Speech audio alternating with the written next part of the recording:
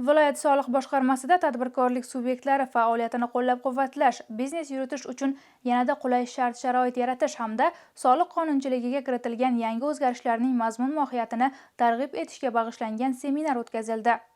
Seminarda soliq qo'mitasi mutasaddilari, tadbirkorlar hamda biznes vakillari ishtirok etib, mamlakatimizda kichik biznesni qo'llab-quvvatlash va uning barqaror rivojlanishini ta'minlashga qaratilgan yangi islohotlar yuzasidan atroflicha ma'lumotlarga ega bo'lishdi. Tadbir davomida O'zbekiston Respublikasi Prezidentining 2026-yil 26-maydagi kichik biznes subyektlarining o'sishi uchun yanada qulay iqtisodiy va ma'muriy shart-sharoitlar yaratish to'g'risidagi farmonida belgilangan yangi imkoniyatlar tushuntirildi.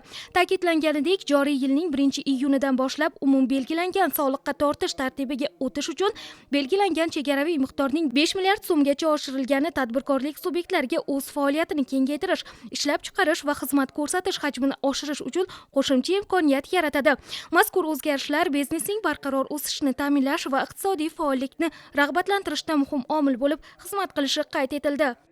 O'zbekiston Respublikasi Prezidentining PF95, PF100 sonli farmonlarining mazmun-mohiyatini tadbirkorlik subyektlariga yetkazish maqsadida Samarqand viloyati soliq boshqarmasida seminar tashkil etildi.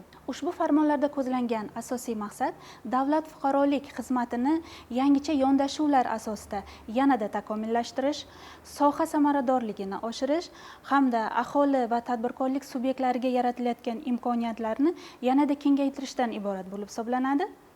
Shuningdek, umummilliy ovqatlanish, savdo va xizmat ko'rsatish sohalari uchun qo'shilgan qiymat solig'ining soddalashtirilgan tartibi joriy etilgani ushbu yo'nalishlarda faoliyat yuritayotgan tadbirkorlar uchun qo'shimcha qulayliklar yaratishi ta'kidlandi. Tadbirkorlik subyektlariga soliq imtiyozlarini qo'llash, yangi tartib joriy qilinganligi, qo'shilgan qiymat solig'ining chegarasi 5 milliardga yetganligi to'g'risida ma'lumotlarga ega bo'ldik. Tadbirkorlik subyektlariga bu juda katta yengilliklar beradi. O'zimizda amaliyotda ham ushbu imtiyozlar, ushbu preferensiyalarni qo'llab boramiz. Seminar davomida qo'shilgan qiymat solig'i ma'murchiligini takomillashtirish, soliq hisobotlarini yuritish jarayonlarini soddalashtirish hamda tadbirkorlik faoliyatini qo'llab-quvvatlashga qaratilgan boshqa yangiliklar yuzasidan ham tushuntirishlar berildi.